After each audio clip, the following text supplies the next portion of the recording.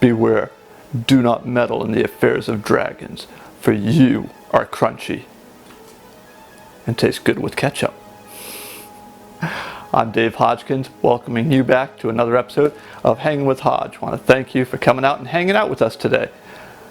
Today we are making Dragon's Breath Mead. Stay tuned. Dude, you really need to do something about that acid reflux issue.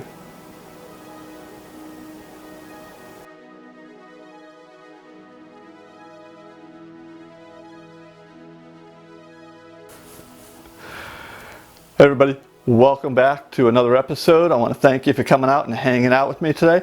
Last time we hung out, we made a Viking's Blood mead. That's now downstairs fermenting away. It smells really good. I'm really excited to try it out. Today we have a new experiment. We're going to try and make Dragon's Breath mead. So let's go over what we're going to be using today. So right now already I have sanitized everything, and for my sanitation I am using Star San sanitizer.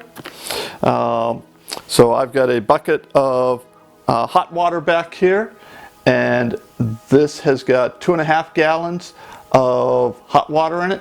And so based upon this, I filled it up to the first line, which is a 1/2 ounce of Star San sanitizer. Use 5 ounces for a full 5 gallons. Now we have also got some spring water here that we'll be using. Naturally, since we're making mead, we have our honey. We're going to be putting this into some hot water, so that way there it will be much easier to pour into our bucket here.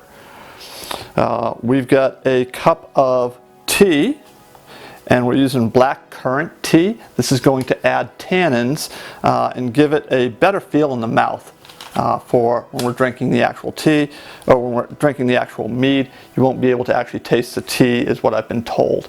We'll find out on that. Now we also have a scale, because we're going to be needing to weigh some stuff out. We'll be zeroing it out multiple times.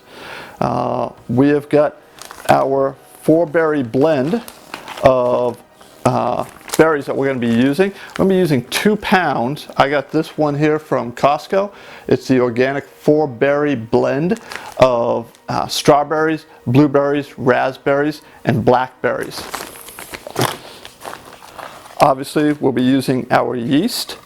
Now, I've already heated up some water. We're going to use this water here to rehydrate the yeast. And last time we made the Viking's Blood mead, I said I'm only using 1/2 a packet. I'm not really good at eyeballing a 1/2 a packet, because what I thought would be enough for that packet to make this one here, once I looked in, it wasn't. So we're going to go ahead and try another 1/2 packet. We're using the Lalvin EC-1118 yeast. This is more of a champagne yeast in the fact that it will allow us to get a higher alcohol content out of our mead. Now, your yeast will only use up so much of the sugars that we're going to be providing it. Anything beyond that is going to hit a threshold once the alcohol hits a certain level, and then it's not going to use up the rest of that yeast after that. That means whatever's left over is going to give us our sweetness as well. This actually avoids back sweetening. Now our yeast packet here states to rehydrate it between 95 and 98.6. We've got a thermometer in our hot water here that we've already heated up, and we're currently at 97 degrees. So we're going to go ahead and put a 1/2 a packet into our water to start rehydrating it. As I said, I'm lousy with eyeballing things. We use this here, we're just going to stir it in. We're going to let that rehydrate, and we'll be pitching it into our must here shortly.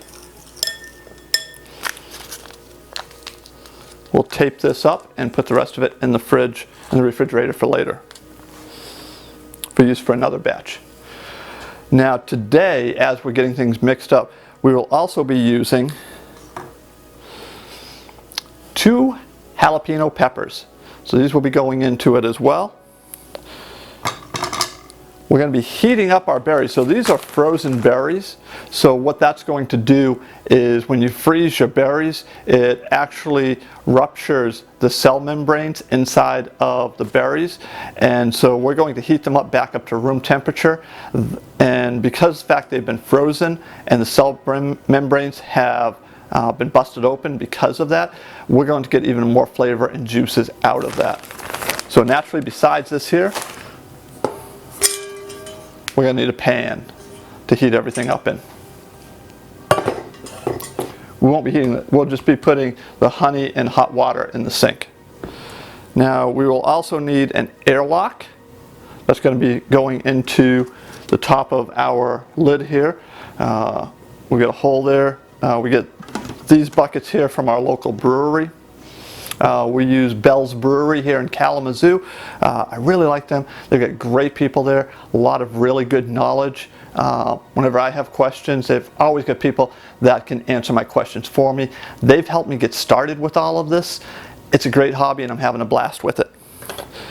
We've got our spray bottle with Star San sanitized water in here as well. I use that to be able to spray everything down. So not only do we soak things in our bucket, I use the spray bottle just to, and I'll fill it up from the bucket here and use that to spray everything down with. Now the great thing about this also is I can use this multiple times. So I actually filled this up at the beginning of the year or towards the end of last year. I've made several batches and I just keep using this bottle here. Keep that separate from everything else. Spatula with holes in it, and it's not a metal one, so it's not going to leave any metal taste when we're stirring things up.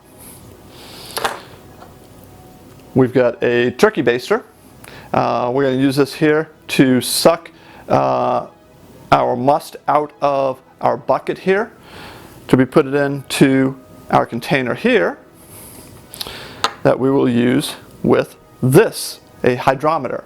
And this is going to be able to tell us roughly what our alcohol content should be once everything's done. And then when we get done with heating up the berries, getting them back to room temperature, we're going to use one of these doohickeys here just to crush everything up and cut everything up and mash it up. And then I've also got a regular potato masher as well that I will finish it off with after we go through it first with this, and we'll run a potato masher over it. So with that, let's get started. And as usual, we have our honey and a sink of hot water. We're going to give that about 10 minutes to get nice and warm, and that's going to allow it to pour a lot easier into our container. Okay.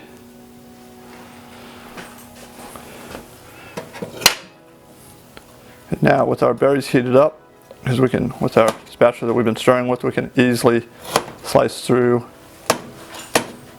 these strawberries. We're going to go ahead and turn the heat off on these. I'm going to start with this cutter here. I'm just going to mash things up. You know, it misses some of the smaller things like the blueberries. So make sure that we can get those broken open easily as well.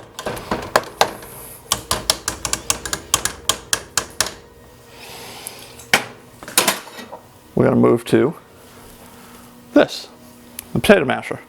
Just going to make sure everything's mashed in good.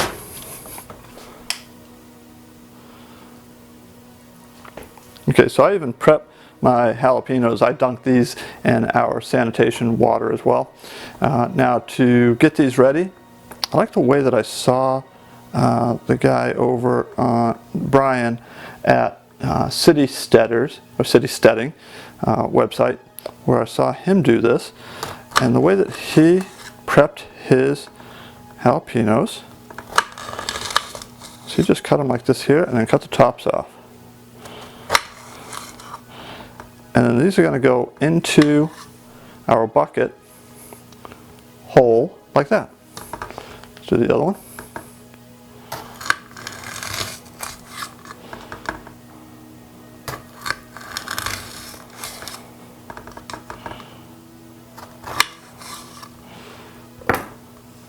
So by the way, guys, don't forget to hit the like button and the subscribe button. That'll help me out in the long run. And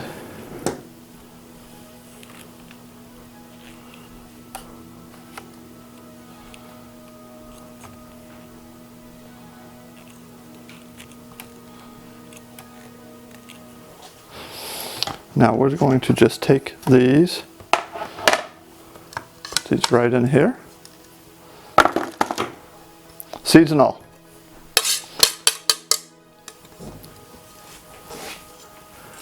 Next, we're going to take our pan of fruit and we're going to dump that in there also.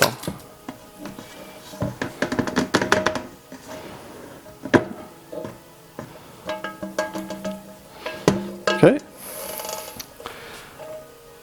Next, we're going to take our tea, our black currant tea, pour that in there.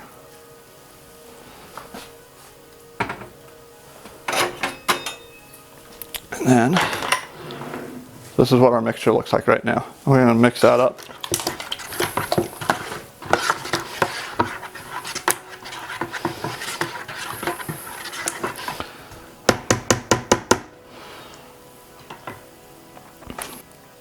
Okay, our honey is all warmed up. So we're going to pop the lid on this here. Now we want to use, this is a 5 pound container. However, we only want to use 3 pounds of honey. So we're going to take our scale here and start by putting our bucket on it, turning it on. That's going to zero it out for us. And now we'll go ahead and we're going to add in the honey until it hits the 3 pound mark. See how nicely that pours once it's nice and warmed up. I don't actually cook my honey, I just warm it up in hot water. There we go. We went a little bit over. It'll be a little bit sweeter now. Okay.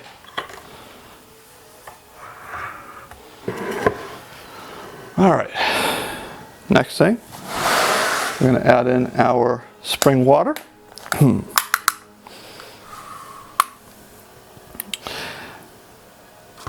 remember I said we're going to use a gallon of water. However, when we add it in the tea, that already counts as liquid as well. So what we're going to do to even it out is we're going to take out that much water. That'll be pitched or used to water plants. I don't want to waste water. And the rest of this will come in here.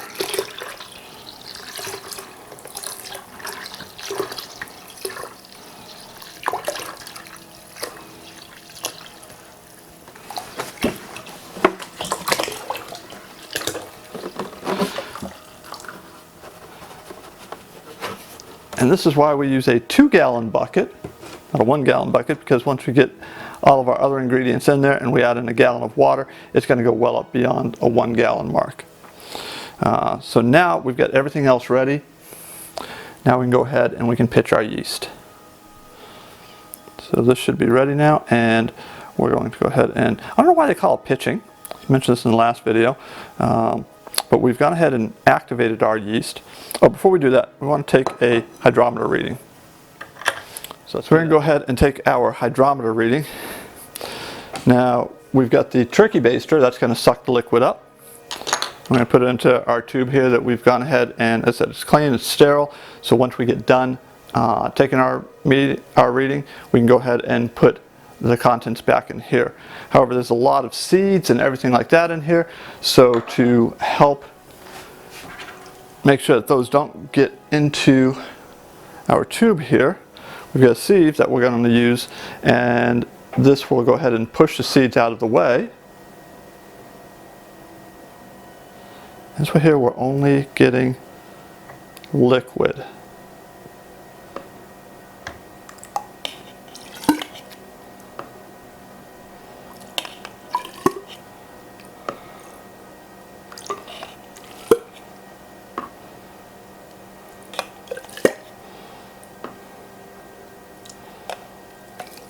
smells really good.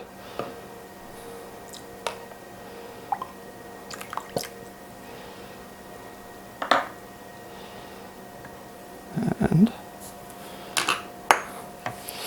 now there's a little bit of bubbles right here. So as we put the hydrometer into the tube here, it may catch some of, there goes the handle, it may catch some of the bubbles. So what we're going to do is once we get it in there, we're going to give it a spin just to knock any bubbles off of it.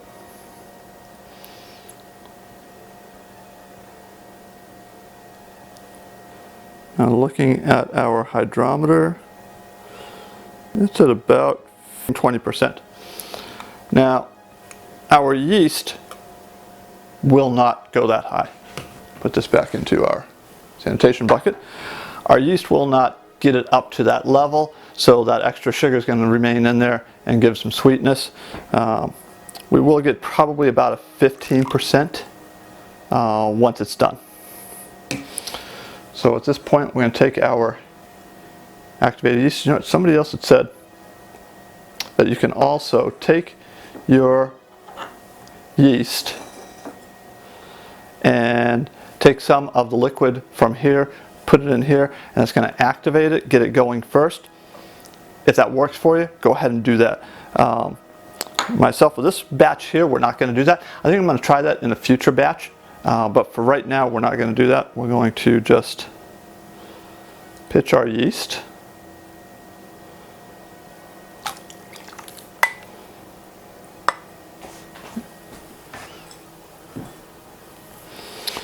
And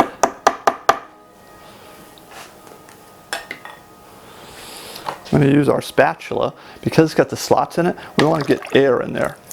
So we're going to use that. Now be careful when you're doing this that you don't make a mess. I know for me, my wife gets ticked off whenever I make a mess all over the counter. So I'm really going to try not to do that. I want to get it mixed up. I want to get some good air in there. Now when we go from our, this will be for the primary fermentation. It needs the extra oxygen in the liquid. When we rack it off of here into our 1 gallon carboy, we won't want to have air in it at that time. That moves it into secondary fermentation. You can do back sweetening at that point as well if you don't think it's sweet enough. I have yet to need to do any back sweetening on any of the meads that I've made. Okay, so we got some good oxygen in there. Last thing to do, besides clean up, is we're going to go ahead and seal it. We're going to take our airlock here. We're going to fill it up actually with sanitation water. And what that will do is it will prevent anything from getting inside of our container here once it's sealed, but it will allow the gases that are produced from the yeast eating the sugars to escape.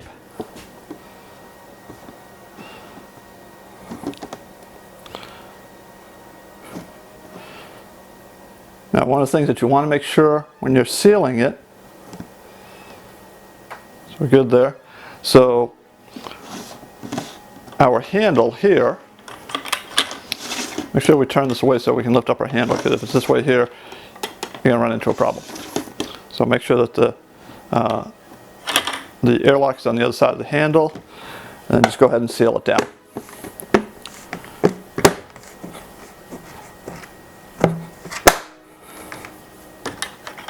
Okay. That's going to create a negative pressure here. So the air is going to escape, or the gases will escape out from here. They come up here, they're going to push the liquid down here. The air will then be able to escape up through this way here. The gases will be, but nothing will be able to get from here down through the liquid into our Dragon's Breath Mead. We're going to go ahead and mark this, date it, write down everything that we did, because this is an experiment for me. First time I've ever done it. So I want to be able to write it all down. And remember, kids, if you don't write it down, you're not doing science. We'll mark this one here. We're going to go ahead and put it down with our Viking's Blood mead, and we're going to let it ferment as well, and just give it time. Take probably, I'm going to guess, 3 weeks to a month to let it finish bubbling off, and then we're going to do we'll rack it off into our 1 gallon jug here, and then at that point there, that will put it into secondary fermentation. Okay.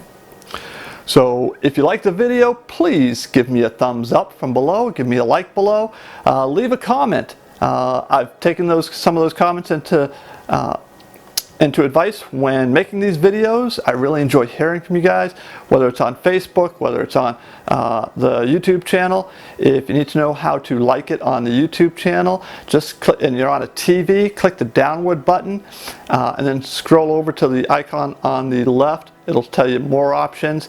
If you click on that, it'll give you where you can click on the thumbs up. You do need to sign in to be able to do that. If you want to see more of the videos, click the subscribe button. So I'm going to have some other videos right here, the subscribe button right here, and again, if you have any questions or comments or suggestions, how do you make your mead? Do you make Viking's Blood, or do you make Dragon's Breath mead? Leave a comment down below. I'd love to hear from you. Thanks again, and thanks for coming out and hanging with Hodge. We'll see you next time.